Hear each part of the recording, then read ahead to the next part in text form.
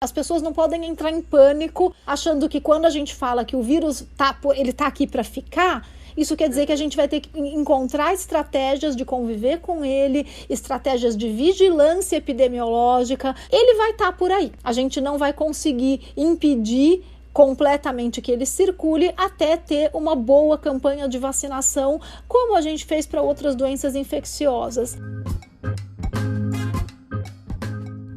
Prever o futuro não é exatamente o que fazem os cientistas, mas com dados, bons dados na mão, eles são capazes de desenhar um cenário possível.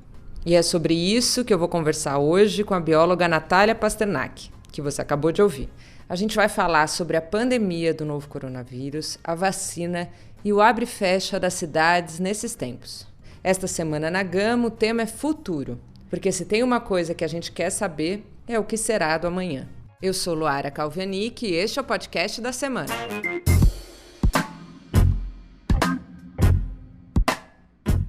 A Natália Pasternak é doutora em microbiologia pela USP, onde também é pesquisadora do Instituto de Pesquisas Biomédicas. Ela se tornou uma referência para falar sobre o novo coronavírus e na divulgação científica de maneira geral. Esse também vem sendo seu trabalho no Instituto Questão de Ciência, onde ela é presidente. Escuta a nossa conversa. Natália, então, como eu te falei, nessa edição da Gama a gente está falando de futuro, um tema que tem deixado aí as pessoas ansiosas. Então eu te pergunto assim diretamente, assim, qual cenário a gente consegue prever em curto, médio e longo prazo? Aliás, o que é curto, médio e longo prazo quando a gente fala de controle de uma pandemia como essa? Olha, Luara, é difícil a gente prever cenários. É por isso que os modelos matemáticos, eles não fazem previsões, eles apontam tendências. E eu acho que isso precisa ficar muito claro, porque senão as pessoas acham que a gente tem bola de cristal. E a ciência não tem bola de cristal. O que a gente consegue é avaliar as melhores evidências que a gente tem nesse momento e avaliar qual que é a tendência da curva, da taxa de transmissão, de acordo também com as tendências do comportamento das pessoas. Então, por que é tão difícil fazer previsão de uma pandemia, de uma epidemia? Porque quando você está lidando com uma doença infecciosa que depende do comportamento das pessoas para ter um resultado, você tem que avaliar o comportamento das pessoas. E isso não é algo que a gente consegue prever. A gente consegue apontar tendências, a gente consegue modelar dizendo, olha, se todo mundo colaborar, se a gente tiver uma adesão a um isolamento social rígido de 70%, a tendência da curva é cair e diminuir a taxa de transmissão em 2-3 meses. Mas se a gente tiver uma adesão de só 50%, a tendência é, sabe? Então a gente vai avaliando assim. E isso a gente não consegue prever como que as pessoas vão se comportar.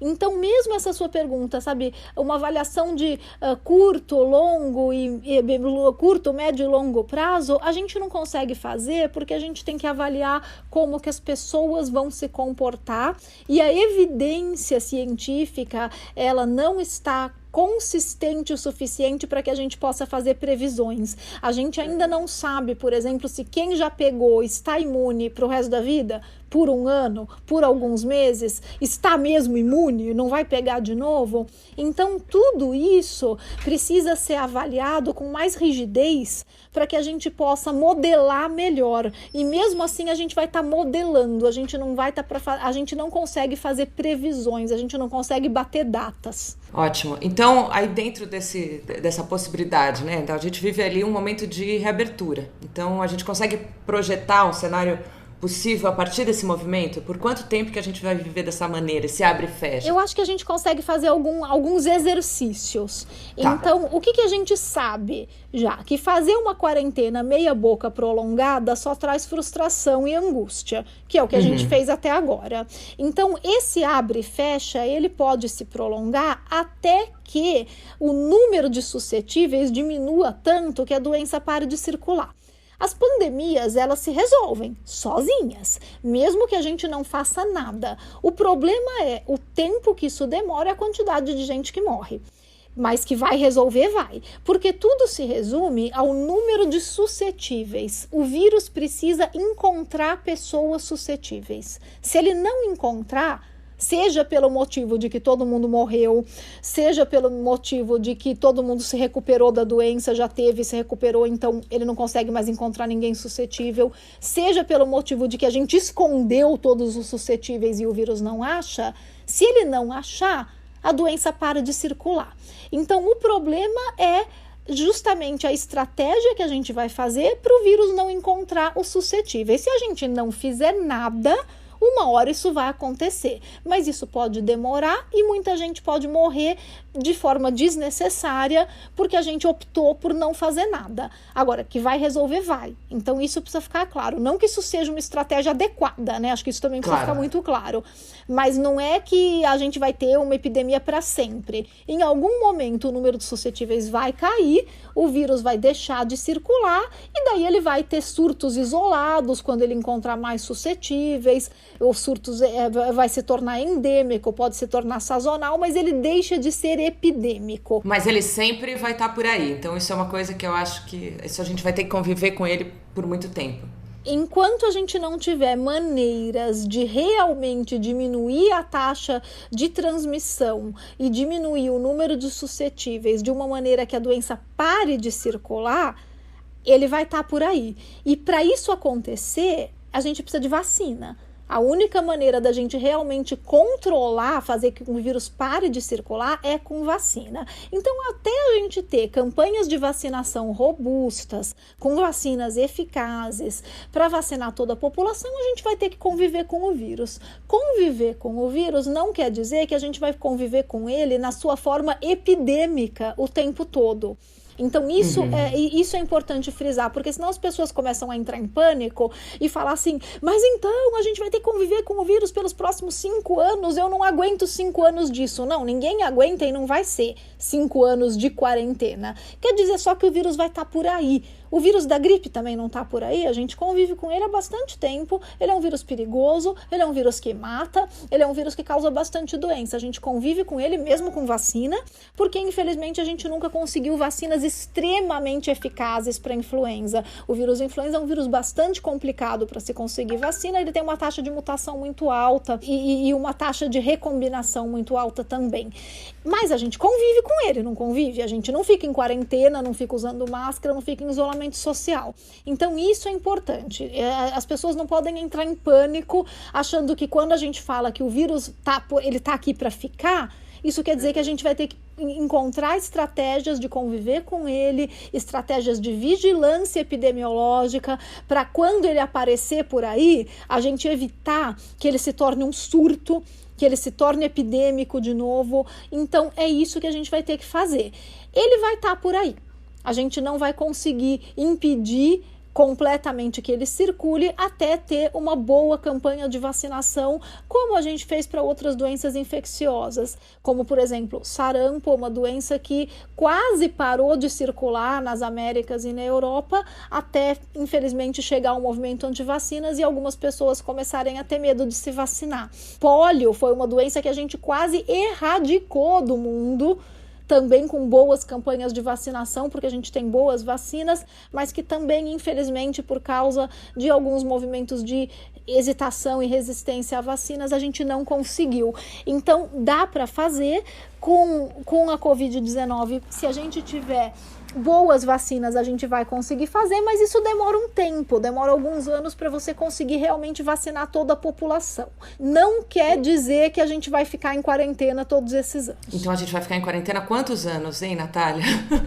Não, meses provavelmente, não vão ser anos, não. Se a gente fizer bem feito... Mas a gente não tá fazendo, né? Assim, não. A gente, eu quero dizer o Brasil, né? Sim, não, o Brasil não tem feito uma boa quarentena, e esse que é o pior, Lara, porque quando você faz uma quarentena meia boca, ela se arrasta, ela parece que não acaba nunca, e ela não acaba nunca mesmo porque ela tá mal feita, e daí quem tá fazendo a quarentena fica frustrado, fica de saco cheio, não aguenta mais, e daí quer reabrir. Então esse que é o problema. Uma quarentena bem feita, por exemplo, eu falei que a gente pode fazer um exercício de prazos, né? Vamos pensar se a gente fizesse um lockdown mesmo, lockdown de verdade. Ninguém sai na rua, leva multa se sair.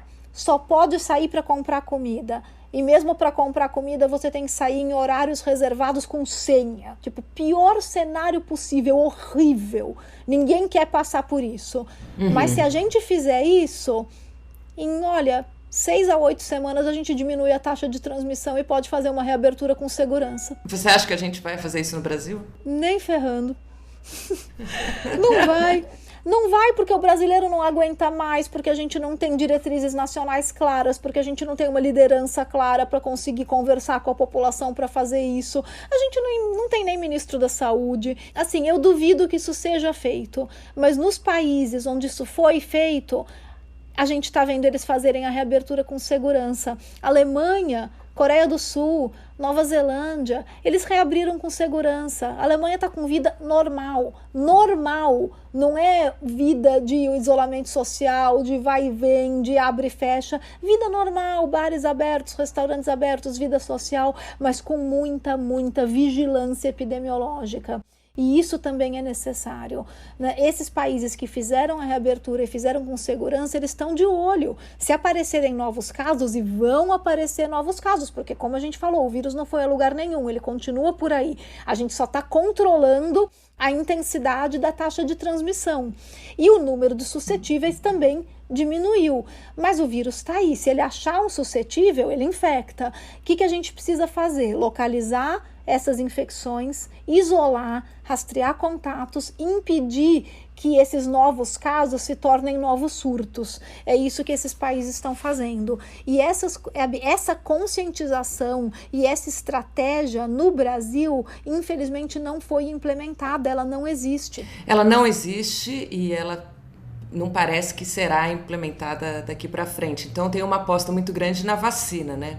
E aí a gente tem aí as promessas para a chegada de vacina num futuro muito próximo. Mas aí quando a gente pensa em outras doenças como o ebola, elas demoraram ali 5 anos para que a vacina pudesse ser aplicada em larga escala. Como é possível que essa vacina seja aplicada numa escala mundial em tão pouco tempo como estão dizendo? Quanto tempo vai ser necessário para uma imunização em larga escala? Em larga escala, provavelmente alguns anos, pela demora da logística mesmo, da estratégia das campanhas de vacinação. Larga escala, a gente pensando numa escala realmente global. Exato. Agora, que a gente está fazendo vacina em tempo recorde, isso é real e isso é válido. A gente está fazendo. As vacinas vão ficar prontas em tempo recorde. A vacina de ebola demorou 5 anos, a vacina de cachumba demorou 5 anos. Esse era o nosso recorde anterior, já era rápido.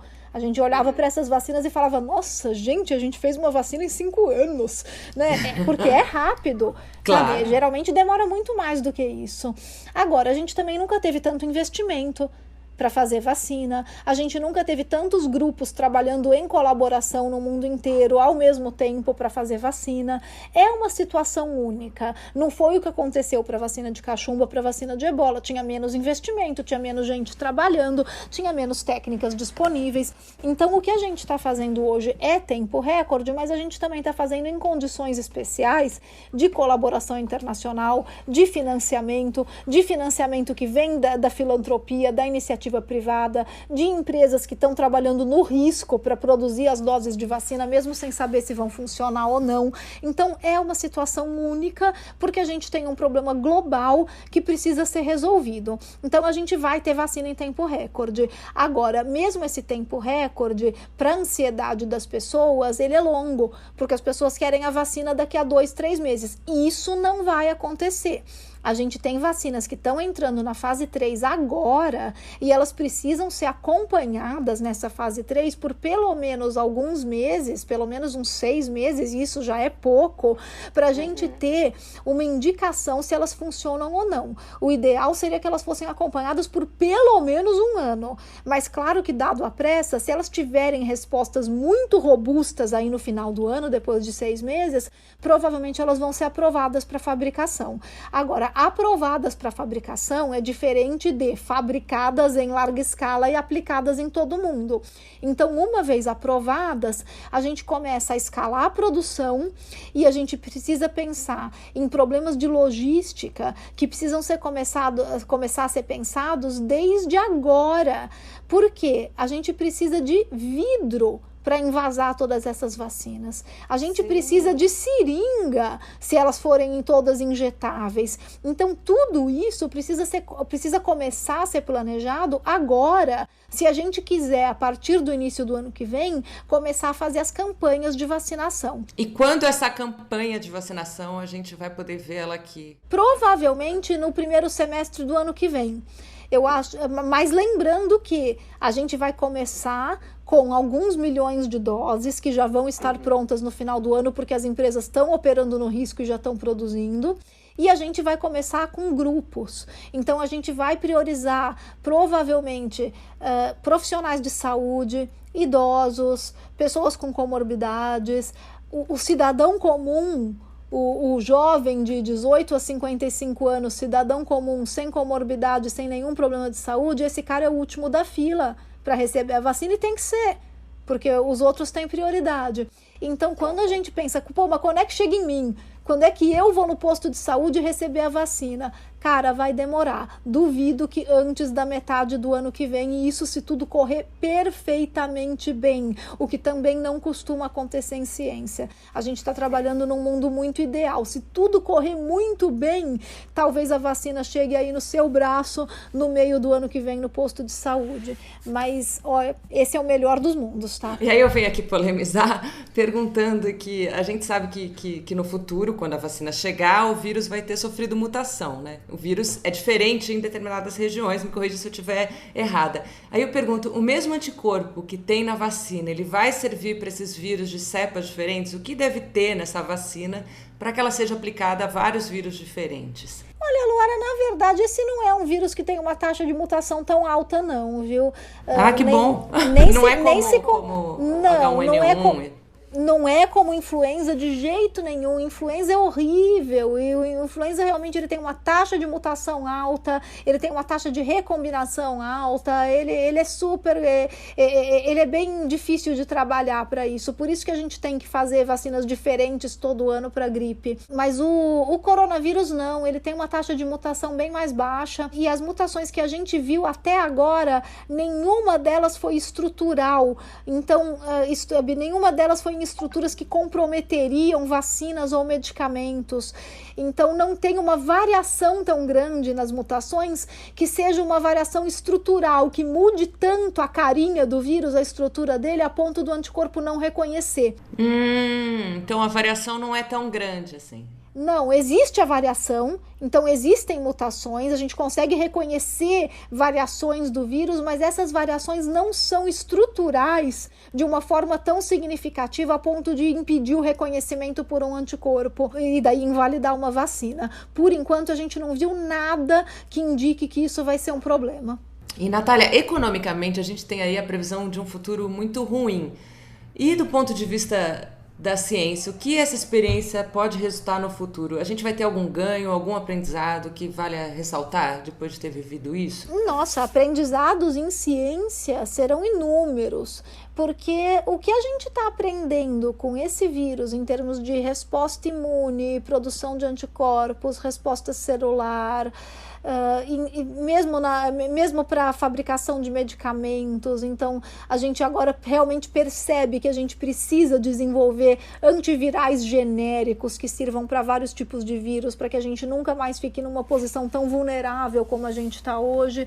O próprio desenvolvimento de tecnologias novas de vacina, a gente ganhou um gás com isso, que com certeza vai viabilizar vacinas mais modernas, vacinas genéticas de RNA, de DNA, que ainda não existem no mercado. Elas foram extremamente aceleradas agora por causa da Covid-19, eram pesquisas que já existiam, mas que agora elas foram muito aceleradas e receberam muito investimento, e isso com certeza vai ser útil para o futuro, para que a gente tenha vacinas mais versáteis, mais genéricas, que a gente possa facilmente adaptar para outros vírus ou até para mutações desse mesmo vírus, caso elas aconteçam de uma forma tão significativa. Se você tem uma vacina genética, uma vacina moderna, que você facilmente só troca uma sequência genética por outra, mas a vacina já está lá, já está pronta, você não precisa fazer tudo do zero de novo. Então, ter essas vacinas na manga vai ser um ganho para o futuro, para o enfrentamento de novas emergências, que não tem preço. A gente vai poder simplesmente, trocando uma sequência genética por outra, trocar de vírus e a vacina já está pronta. Ou pegar um mutante desse vírus e falar, putz, a vacina parou de funcionar porque agora tem uma cepa mutante do vírus circulando que ninguém previu. Ah, tá bom, pega o vírus, sequencia ele, vamos ver que sequência que mutou e vamos grudar aqui porque a vacina já está pronta. Então, esse ganho para a ciência, ele é incomensurável, é um ganho fantástico.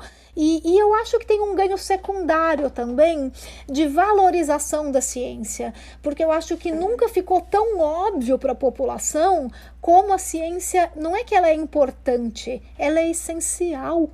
Se a gente não investir em ciência, olha como a gente fica vulnerável. Isso acaba com a economia, isso acaba com a vida social, isso acaba com a educação, isso acaba com a paciência das pessoas, isso gera problemas mentais. Então, perceber que o investimento em ciência é essencial para que a gente tenha um mundo saudável, um mundo sustentável, um mundo onde a gente consiga manter o nosso estilo de vida tecnológico, mas de maneira sustentável, eu acho que isso é um ganho incrível. Eu espero que as pessoas realmente se conscientizem que investir em ciência é tão ou mais importante do que investir em saúde, investir em educação, porque sem a ciência não tem saúde, não tem educação.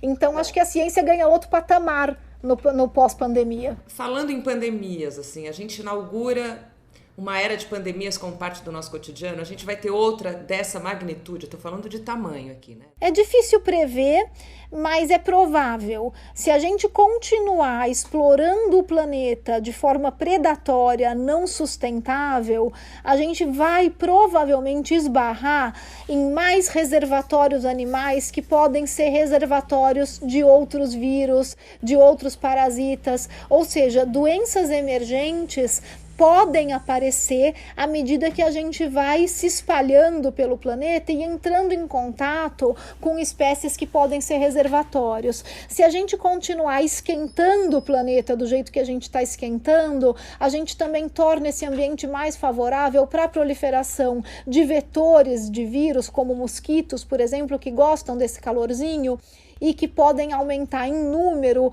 o suficiente para veicular mais vírus de febres hemorrágicas, como dengue, zika, chikungunya, por exemplo. Então, toda a nossa ação humana, ela vai ter que ser repensada para ser mais sustentável, para que a gente explore o planeta de uma maneira sustentável e que não coloque a nossa própria espécie em risco. Porque muitas vezes a gente fala assim, o planeta está sofrendo, não está não, o planeta se vira sem a gente, talvez até ele se vire muito melhor se ele se livrar da gente.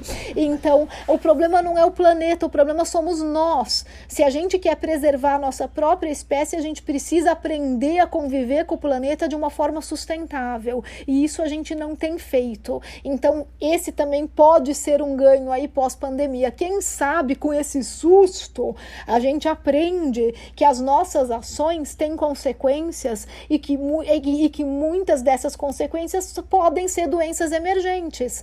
Então, a gente precisa investir em tecnologias sustentáveis, tecnologias limpas e realmente repensar a nossa relação com o planeta. Excelente, Natália. Te agradeço e parabéns aí pelo trabalho tão importante nesses tempos. Imagina, Lara, eu que agradeço pela disposição de vocês e pelo trabalho que vocês estão fazendo e espero ter contribuído um pouquinho. No site da Gama você tem outros conteúdos com o tema futuro. Lá você encontra uma entrevista com a Flávia Oliveira, jornalista e comentarista do Globo News, sobre economia, desemprego e o que deve ser do Brasil.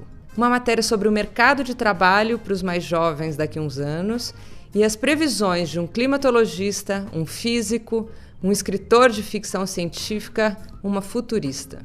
Eu sou Luara Calvenic e este é o podcast da semana. A cada 7 dias, um tema novo para você. A edição de som é da Laura Kapeliushnik. Até semana que vem.